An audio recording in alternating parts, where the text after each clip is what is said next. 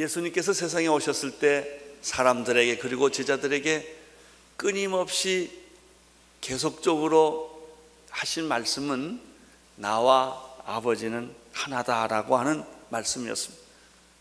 나를 본 자는 아버지를 보았다. 하나님이 나를 이 세상에 보내셨다라고 하는 그런 내용의 말씀을 예수님이 계속 하십니다. 이 말씀은 언제까지 하느냐면요, 십자가에 못 박혀 죽을 때까지 하시는데, 십자가에 처형받게 된 결정적인 그 죄목이 뭐냐면 자기가 하나님이라고 주장했기 때문에 그 불경죄로 바리새인들을 분노케 해가지고 결국은 사형까지 몰고 가는 계기가 되는 게 바로 이 문제입니다.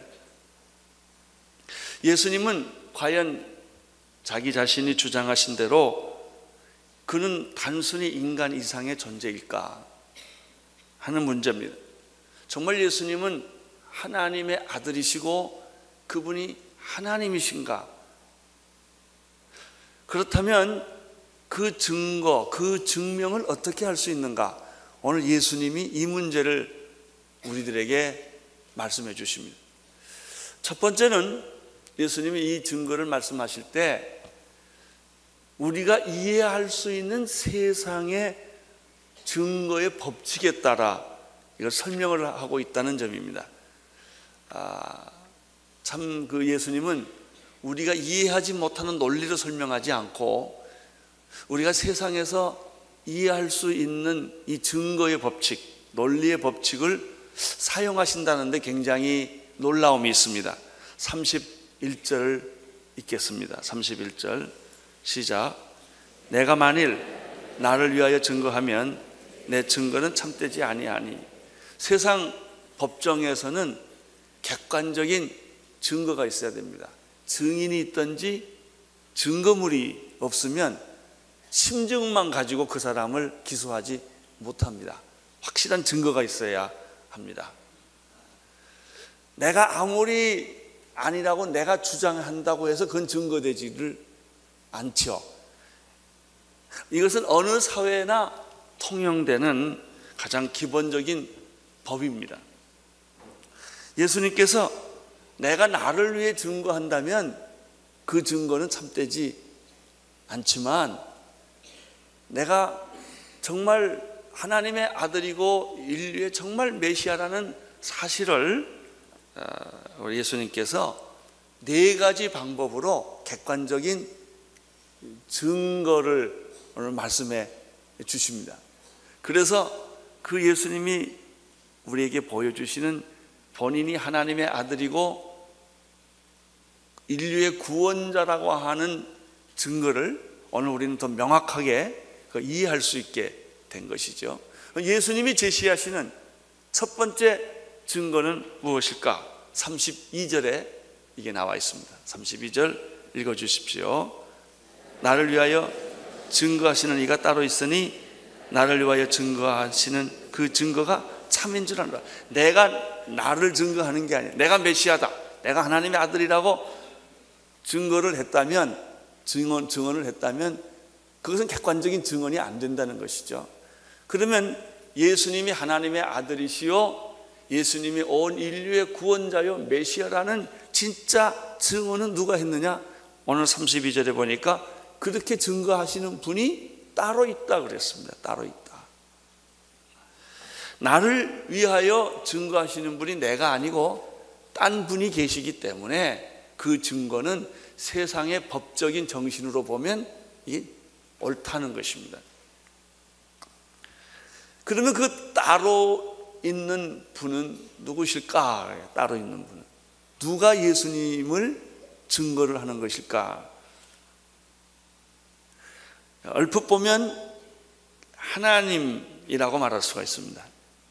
그런데 성경을 앞뒤로 자세히 살펴보면 그것이 하나님이라는 말보다는 성령 하나님이셨다라는 사실을 알게 됩니다. 요한복음 14장 16절에 보면 내가 아버지께 구하겠으니 그가 또 다른 보혜사를 너희에게 주사 영원토록 너희와 함께 있게 하겠다라는 말씀을 하셨습니다. 예수님은 성령님을 말할 때 그분은 또 다른 보혜사였다 이렇게 설명합니다. 나를 증거하는 분이 또 다른 분이 있다. 이 다르다는 말을 헬라어로 같이 씁니다. 이 그 또 다른 분은 어떤 분이냐 하면은 예수님의 신성을 증거하시는 분은 진리의 영이다 그랬습니다. 진리를 가르쳐주는 분이시다. 요한복음 3장 34절에도 또 이 비슷한 말씀이 있습니다. 하나님의 보내시는 이는 하나님의 말씀을 하나니, 그러니까 하나님을 보낸 사람은 어떤 사람이냐? 인간의 말을 하는 사람은 하나님이 보낸 사람이 아니라는 거예요. 당신이 정말 하나님으로부터 보냄받은 사람이라면 당신은 하나님의 말을 하는 사람이라는 거죠. 그분이 예수 그리스도예요. 우리가 하나님의 자녀라고 그러면요, 내가 생각하는 거 말하는 것이 하나님하고 비슷해야 돼요. 하나님의 자녀라고 하면서도 세상 생각하고 딴소리 계속하면 그건 하나님의 사람이 아니죠.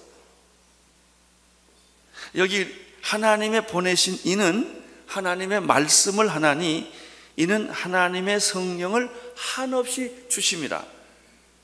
성령은 하나님께서 제한 없이 무제한으로 부어주셨다고, 예수님에게도 부어주셨고 우리들에게도 그분을 부어주셨습니다. 예수님의 신성을 정말 증거해 주는 것은 그런 수학적 공식이나 자연과학적인 공식으로 증명하는 게 아니에요. 그것은 영적인 증거인데 그 영적인 증거는 진리의 영이 오셔서 우리를 진리를 가르쳐 주는 거예요.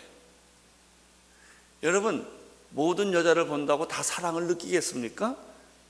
정말 내가 사랑하는 사람에게 사랑을 느끼지 않겠습니까? 이게 당연하지요. 마찬가지예요. 진리의 영이 와야 진리를 아는 거예요. 진리의 영이 오지 않으면 진리를 봐도 진리를 모르는 거예요. 여러분, 기억상실증 환자는 사람을 봐도 못 알아보는 거예요. 그 사람에 대한 기억이 다 지워졌기 때문에. 기억상실증에서부터 치유가 되어야 내가 사람을 알아보는 거나 마찬가지예요. 진리가 있지만 진리를 알아보지를 못한다는 것이죠. 그럼 그 진리를 알게 하시는 분이 누구시냐? 성령님이라는 거예요. 여러분이 잘 아시는 성경 구절 가운데 고린도 전서 12장 3절을 잘 인용하시지 않습니까? 그러므로 내가 너희에게 알게 하노니 하나님의 영으로 말하는 자는 누구든지 예수를 저주할 자라 하지 않고 또 성령으로 아니하고는 예수를 주시라 할 수 없느니라. 여러분이 예수님을 믿지 않습니까? 예수님을 주님이라고 말하지 않습니까? 예수님을 하나님의 아들이라고 여러분 현재 믿고 계시지 않습니까? 그걸 누가 증거하냐 말이에요. 내가 해요? 내 이성이 해요? 여러분이 공부를 많이 해보니까 그런 것 같다, 그래서 믿습니까? 그런 것도 있겠죠. 누가 학문적으로, 논리적으로, 경험적으로 잘 설명하면 논리적으로 설득당할 수 있겠죠. 논리적으로 설득당했다고 해서 예수님을 하나님이다, 하나님의 아들이라고 여러분이 말하느냐? 안 그래요. 그건 한계가 있어요. 이성의 설득은 한계가 있어요. 그러면 저는 예수님을 믿습니다. 예수님이 하나님의 아들인 것을 내가 믿습니다. 예수님이 나를 위해서 피 흘려 돌아가셔서 그 예수님의 보혈이 내 죄를 씻어준 것을 믿습니다라고 내 안에서 그렇게 확신을 하게 하는 분이 누구냐 이거예요. 그건 지식이 아니에요. 그건 경험이 아니에요. 과학적 진리가 아니고요. 내 안에 계시는 성령님이 내한테 아멘 그렇게 해요. 하나님 믿습니까? 나도 모르게 누가 속에서 아멘 그래요. 그거 신기하게 생각하지 않으세요? 여러분 이렇게 교회 오셔서도요, 좋은 설교 들으면 속에서 어떻게 아멘 그래, 좋아가지고 반응이 막 나와요. 그리고 괜히 기뻐, 막 몸이 들썩들썩거리고 마음에 기쁨이 오는데 이게 누구냐 이게 이렇게 하는 분이. 이걸 가리켜 성령 하나님이다. 나를 증거하는 분이 한 분 계시는데 그분이 보혜사 성령님이시다라고 하는 거예요. 나는 오늘 여러분들에게 성령이 임하시기를 축원합니다. 그래야 예수님을 이해를 합니다. 그래야 예수님이 우리의 구원자여 하나님의 아들이라는 사실을 자기가 전인격적으로 이 사실을 받아들이게 된다는 것이죠. 요한일서 5장 7절에도 이런 말이 있어요. 증거하는 이는 성령님이시니라. 증거하는 사람은 성령이다 그랬어요.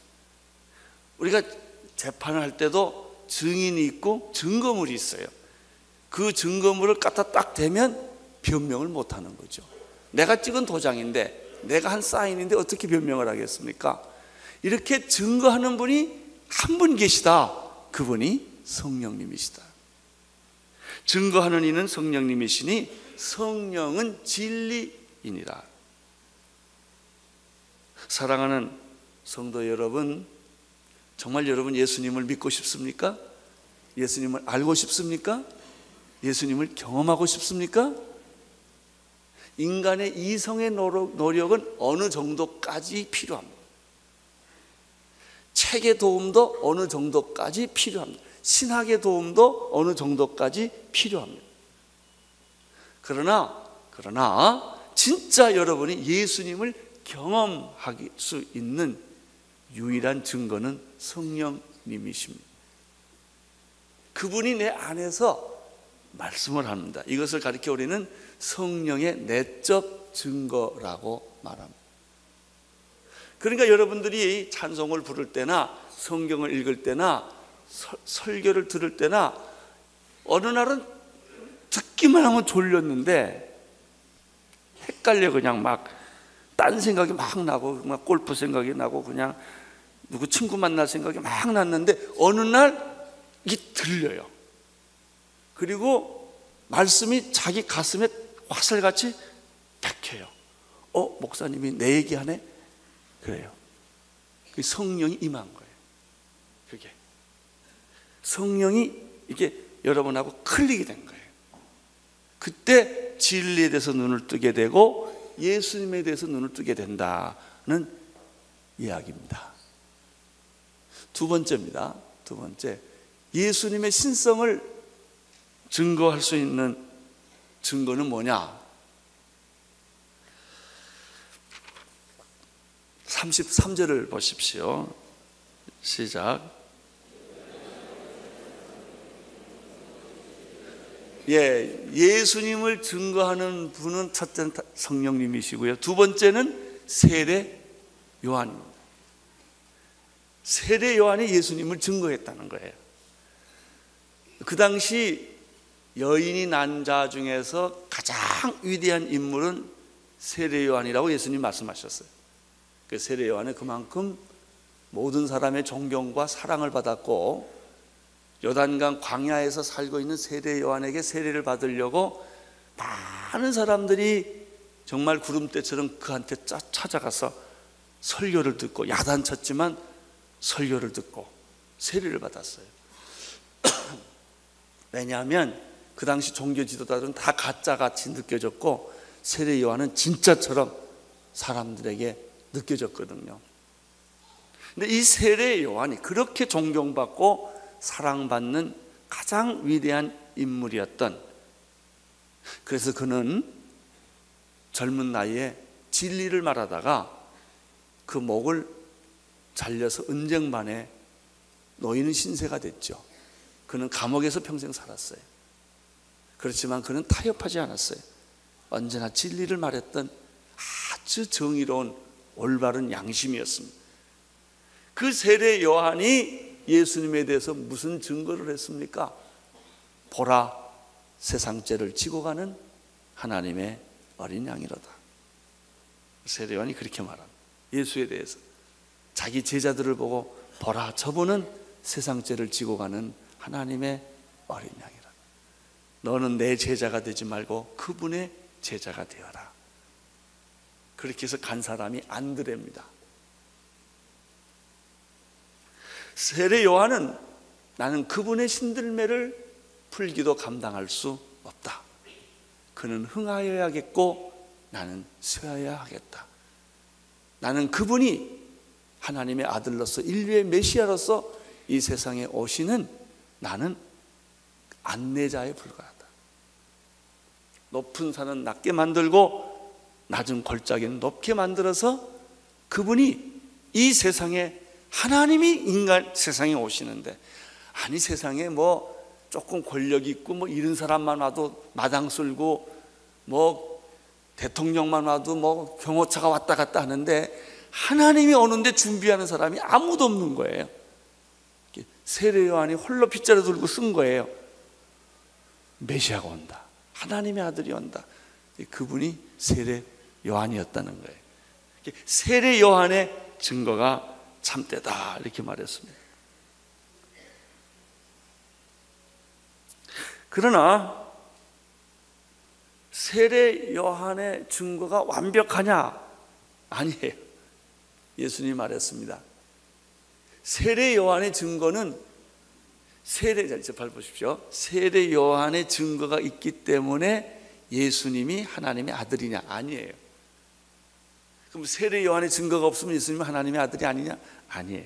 그게 아니에요. 세례 요한의 증거는 나를 위해서 필요한 게 아니라 너를 위해 필요하다고 그랬어요. 예수님. 너의 구원을 위해서 그분의 증거가 필요할 뿐이었다. 34절을 보십시오. 시작. 다만 이 말을 하는 것은 너희로, 내가 사람, 세례 요한의 증거를 받을 필요가 있는 사람은 나는 아니다. 예수님이 그랬습니다.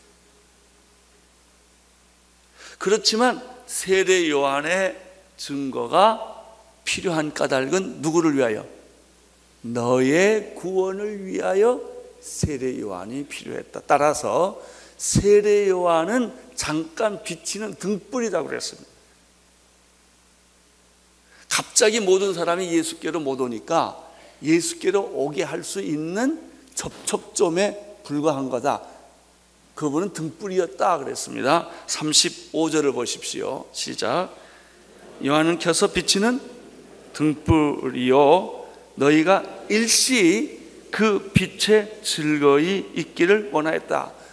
빛이 있었기 때문에 우리는 굉장히 좋아요. 너무 캄캄한데 누가 누군지는 모르는데 빛을 딱 비춰주니까 거기에 예수님이 계셨다는 사실을 알고 일시적으로 그 빛에 우리가 머물면서 예수님이 하나님의 아들이었다는 사실을 알게 되었다는 거예요. 그 역할을 누가 한 거예요? 세례 요한이 했다 하는 것입니다.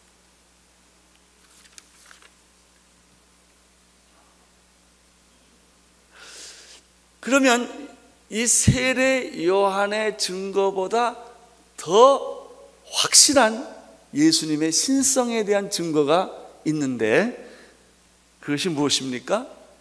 이제 세 번째예요. 36절에 그 말씀이 있습니다. 읽어주십시오. 내게는 요한의 증거보다 더 큰 증거가 있으니 아버지께서 내게 주사 이루게 하시는 역사 곧 나야 하는 그 역사가 아버지께서 나를 보내신 것을 위하여 증거하는 것이다. 이렇게 되어 있습니다. 세례 요한의 증거보다 더 확실한 증거가 하나 있는데 그것은 하나님께서 내게 주셔서 이루게 하시는 역사라는 말을 그냥 기적이라고 해도 되고요, 사역이라고 해도 돼요. 하나님이 예수님에게 주셨던 독특한 일들이 많이 있었다는 거예요. 인간의 상식과 경험으로는 잘 이해가 안 되는 어떤 일을 하나님이 확실하게 주셨는데 그게 뭔지 아세요? 귀신 쫓아내는 거, 병 고치는 거, 바다를 잠잠케 하는 거, 무리를 걸어가게 하는 것, 죽은 나사로를 살리는 것, 이런 걸 보고 사람들이 굉장한 충격을 받은 거예요. 기적은요, 하나님의 도래에 대한 사인이에요. 와, 그들은 한 번도 보고 들어보지 못한 사건이 예수님께서 문둥병자를 고쳐주시고 안진뱅이를 일으켜주시고 귀신 들려 방황하는 사람에게 예수님을 만나면 더러운 귀신이 소리지며 떠나가고 온전한 사람이 되고, 상처받고 희망 없던 사람들에게 희망이 생기고 죽은 자가 살아나고, 이런 일들은 보면, 그래서 니고데모도 그러잖아요. 당신이 하는 일을 보면 하나님께서 오신 선생인 것을 내가 부인할 방법이 없습니다, 이렇게 말을 했어요. 예수님께서 베푸신 그런 기적들, 독특한 사역들은 그가 하나님의 아들이 아니라면 할 수 없는 일들이 있었는데 그게 증거다 그랬어요. 그런 증거가 있다 그랬어요. 그렇죠. 만약에요, 뭐 여러분이나 나나 다 비슷한 부패한 본성을 가진 죄인들인데, 내가 어떤 사람이 아주 과거에 같이 잘 놀고 같이 죄 짓고 아주 뭐 그렇게 살던 사람인데, 이 사람이 어느 날 갑자기 변해가지고요, 한 십 년 안 본 사이에 변해가지고 목사가 됐어요. 아니, 네가 목사가 돼? 그런 일이 있어요. 근데 어떤 사람이 전혀 상상할 수 없는 내 과거를 잘 아는 사람인데 어느 날 그 인생이 180도 변해 있거든요. 이걸 어떻게 설명을 하겠어요? 학교 교육이 그렇게 만들었겠습니까? 도서관이 그렇게 만들었겠습니까? 무엇이 그 사람으로 하여금 그렇게 인생을 바꾸게 만들었을까요? 해석이 안 되는 거예요. 그래서 그렇게 변화된 사람을 보면, 와, 저 사람 보니까 하나님이 있는 것 같다. 옆에 있는 분한테 한번, 당신을 보니 하나님이 있는 것 같소, 한번 해보세요. 이런 말을 내가 들으면 얼마나 좋겠습니까? 이런 말은 듣지 마세요. 당신을 보니 하나님이 없는 것 같소. 당신 교회 맨날 왔다 갔다 하고 다니고 막 하나님 믿는다고 소리 지르는데 내가 가만 당신 사는 걸 보니 하나님이 없어. 이럴 수도 있거든요. 사람들이 날 보고 어떻게 이렇게 참지? 그렇게 억울한 일을 당했는데 어떻게 용서하지 당신? 당신 그 귀한 돈을 어떻게 희생할 수 있지? 이해가 안 돼. 참 놀라운 일이야. 어떻게 당신이 그런 일을 하지? 그런 거예요. 당신을 보면 하나님이 살아있는 것 같아. 이런 말을 내가 들을 수 있다면 얼마나 좋겠습니까? 온누리교회를 보니까 정말 하나님은 살아계셔. 이런 말을 들으면 얼마나 교회가 영광스럽겠습니까? 이게 증거예요, 증거. 이제 네 번째 증거가 있습니다. 네 번째 증거, 37절에 아주 결정적인 증거가 하나 있습니다. 시작. 또 나를 보내신 아버지께서 친히 나를 위하여 증거하였느니라.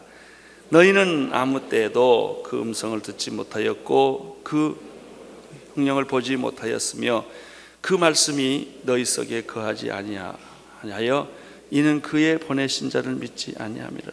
진짜 예수가 하나님의 아들이라고 하는 것을 증거하시는 분은 누구냐면 하나님이라는 거예요. 하나님.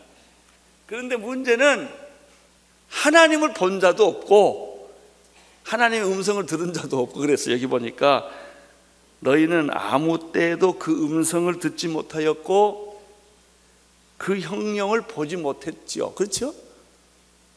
그러니까 하나님이 예수를 증거한다는 말은 멋있는데 그걸 누가 아느냐 이거예요. 예수님 이렇게 말합니다. 당신이 하나님이 증거한다는 사실을 왜 그렇게 혼돈스럽고 모르느냐? 말씀을 안 읽었기 때문이다. 하나님은 눈에 안 보이시는 분이기 때문에 하나님의 실체는, 제가 이번에 성령 집회에서 그런 얘기 했죠. 하나님의 실체는 뭐예요? 그분이 하신 말이에요. 말씀. 여러분의 실체가 뭔지 아세요? 여러분이 하는 언어예요. 그 언어가 내 인격이에요. 그래서 천박스러운 말 하지 말라는 거예요. 욕하지 말라는 건요, 욕하면 당신이 욕하는 그 장본인이요, 화를 내면 화내는 장본인이 당신이요. 당신 인격이 그렇게 생겼거든. 내가 말하는 대로 그게 내 인격이에요. 아니, 말이 뭐 어디 돌멩이에서 나왔겠습니까? 하늘에서 떨어졌겠습니까? 내 입에서 나오는 것, 그게 당신이요. 말하는 내가 당신이요. 그래서요, 말을 함부로 하거나 말을 틱틱거리거나 천박스러운 말을 쓰거나 욕을 하면 자기 인격을 그대로 노출시키는 거예요. 이게요. 말을 점잖게 하고 부드럽게 하고 인격적으로 하면 그게 그 사람의 인격이에요. 이 말이라는 게 얼마나 중요한지 몰라요. 하나님이라는 분은 어떤 분이냐? 볼 수도 없고 들을 수도 없고 만질 수도 없는 그런 분이지만, 우리가 하나님을 아는 유일한 실체는 그분이 하신 말씀을 기록한 뭐예요? 성경이에요. 성경. 이것이 하나님의 실체예요. 따라서 우리가 하나님의 말씀을, 하나님이 하신 말에 대해서 귀를 막고 눈을 막고 설교도 안 듣고, 그러면 내 생각만 계속 하는 거죠. 내 경험만 얘기하는 거고 하나님이 안 보이죠. 하나님이 안 보이니까 하나님이 예수 그리스도를 증거한 증거가 이해가 안 되는 거예요. 지금 그 얘기입니다. 39절을 보십시오. 시작. 너희가 성경에서 영생을 얻는 줄을 생각하고 성경을 상고하거니와 이 성경이 곧 내게 대하여 증거하는 것이다. 여러분, 성경의 목적은 무엇입니까? 성경의 결론은 무엇입니까? 성경의 핵심은 무엇입니까? 우리 그리스도인들이 가장 소중하게 생각하는 이 성경, 나의 사랑하는 책, 비록 헤어졌으나 어머님이 내 무릎에서부터 눈물로 흘리면서 가르쳐줬던 이 성경책, 이 성경책이 뭐냐 하면 하나님의 말씀인데, 이 하나님의 말씀은 뭐예요? 누구를 증거하는 거예요? 예수 그리스도를 뭐 하는 거다? 증거하는 거다. 할렐루야. 이 예수님의 신성에 대한 증거는 이 네 가지 외에는 없어요. 그럼 우리가 왜 예수님을 믿기가 이렇게 힘이 들고 확실하지가 않고 알 것 같고 모를 것 같고 그러느냐? 이 네 가지 외의 증거를 자꾸 가지고 믿어보려고 하니까. 예수는요, IQ 높다고 안 믿어져요.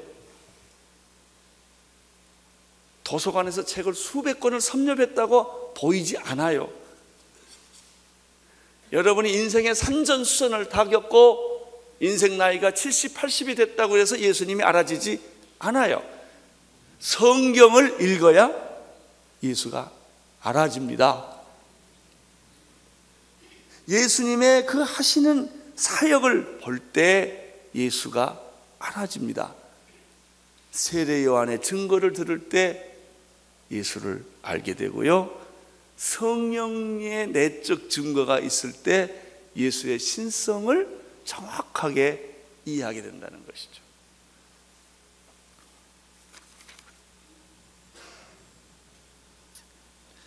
그러면 이제 40절부터는 아주 재밌는 게 6가지. 왜 사람들이 예수님을 못 믿을까? 6가지 이유를 여기다가 예수님이 말씀했어요. 첫째, 40절입니다. 읽어주십시오. 40절, 41절.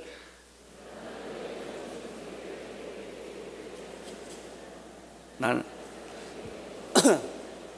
예수의 신성이 왜 안 믿어지는가? 왜 자꾸 예수는 인간이라고 그러면 이해하겠는데 그 사람이 하나님의 아들이고 하나님이라고 말하는 게 잘 이해가 안 되는 첫 번째 이유는 당신이 예수님께 오기를 뭐하기 때문에? 원치 않으니까. 아니, 밥상에 앉아 밥을 먹지요. 배고프다고 소리만 지르면 뭐래요? 밥상을 잘 차려놨는데 구경만 하면 배가 불러요? 냄새를 맡으면 배부릅니까? 안 돼요. 먹어야 돼요. 당신이 예수께 나오면 예수님을 알게 되는데 그걸 거절하고 한다고요. 자꾸 거부해요. 두 번째 이유 42절 읽어주십시오. 왜 당신은 예수님의 신성을 거부하는 것일까? 예수님이 이렇게 말합니다. 당신이 하나님을 사랑하지 않기 때문이다. 잘 들으세요. 우리는 하나님을 필요로 해요. 그러나 하나님은 사랑하지 않아요.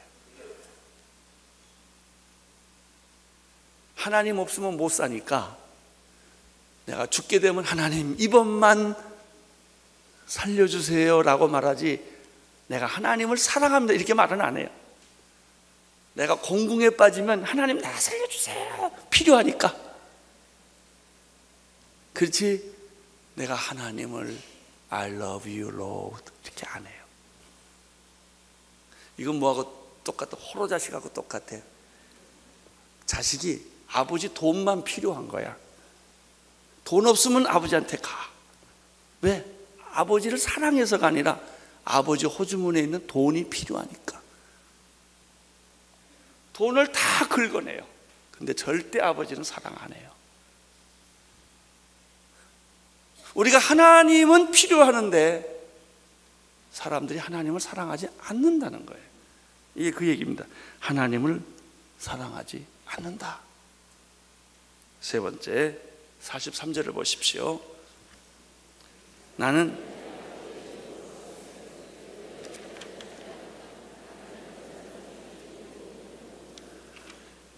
왜 예수님을 안 믿냐면요, 우리 인간의 마음속에는 거짓을, 이단을, 거짓 메시아를 대망하는 마음이 있기 때문에 진리를 구하지 않고, 사실 우리가 원하는 게 뭔지 아세요? 돈이에요. 에이 목사님 난 돈 같은 거 안 필요해요. 정말 그러세요? 돈 안 필요하세요? 네. 말은 다 이렇게 멋있게 멀쩡하게 다 하고도요, 나중에 가만 뒤에 가면 돈이 필요한 거예요. 물질. 하나님은 덜 필요해. 난 돈 있으면 좋겠다. 이게 인간이에요. 인간의 내면의 깊은 곳에는 욕망이 있어요. 그래서 사람은 여자를 보거나 다 욕망을 채우려는 본능이 있는 거지 그 여자를 사랑하는 게 아니에요. 그 인간의 내면 속에 숨어 있는 거거든요. 사람들은 거짓 메시아를 오히려 기다리고 있어요. 진짜 메시아가 오는 건 아주 불편해요. 그래서 그런 거다. 그 다음에 44절, 45절을 보십시오. 시작. 다시 읽어주세요. 너희가 서로 영광을 취하고 유일하신 하나님께로부터 오는 영광은 구하지. 왜 예수가 안 믿어질까요? 사람의 영광을 자꾸 원하기 때문에. 하나님 믿는다는 건 그냥 거치대고요, 실제로 내가 원하는 건 딴 데 있어요. 그래서 예수가 안 믿어진다는 것입니다. 45절 46절을 읽어주십시오. 여섯 번째 이유가 나옵니다. 시작. 너희를 고소하는 이가 있으니 곧 너희의 바라는 자 모세니라. 모세를 믿었다면 또 나를 믿었으리니 이는 그가 내게 대하여 기록. 왜 예수가 안 믿어지는가? 모세의 오경 안 읽어서 그렇다는 거예요. 안 읽고 안 믿고. 그걸 당신이 똑똑히 읽었다면 예수님을 안 믿을 방법이 없다는 겁니다. 내가 너를 고발하는 게 아니라 모세가 너를 고발한다고 그랬어요. 그 다음에 마지막으로 47절을 읽어주십시오. 시작. 마지막은 예수님이 하는 말도 안 믿는다는 거죠. 자, 이 말을 뒤집어 봅시다. 아침에. 그러면 정말 예수님을 믿을 수 있는 비결이 뭔가? 예수님의 신성을 믿고 그의 구원을 믿을 수 있는 6가지 법칙이 있어요. 첫째, 예수님께 나오십시오. 간단하죠? 두 번째, 누구를 사랑하십시오? 하나님을 이용하지 말고 하나님을 사랑하십시오. 세 번째, 내 안에 거짓 메시아의 환상을 버리고 참 메시아를 받아들이십시오. 넷째, 인간의 영광을 구하지 말고 하나님의 영광을 구하십시오. 그렇죠? 네. 다섯 번째, 당신 생각에 빠져들지 말고 구약 성경 모세 오경의 메시지를 들으십시오. 여섯 번째, 예수님의 말씀에 귀를 기울이십시오. 그러면 당신은 믿음을 갖게 될 것이고 예수님의 신성을 인정하게 될 것입니다. 예수님의 신성을 인정하게 되면 믿음의 뿌리가 생깁니다. 기초가 생깁니다. 그래서 어떤 회의와 어떤 위기와 어떤 혼돈과 갈등 속에서도 당신은 흔들리지 않는 믿음의 사람이 될 수가 있습니다. 나는 오늘 여러분들이 믿음의 사람이 되기를 축원합니다. 기도하겠습니다. 하나님 아버지, 우리 모두가 믿음의 사람이 되게 하여 주시고 예수님의 신성을 확실하게 믿을 수 있도록 성령님 도와 주시옵소서. 예수님 이름으로 기도드립니다.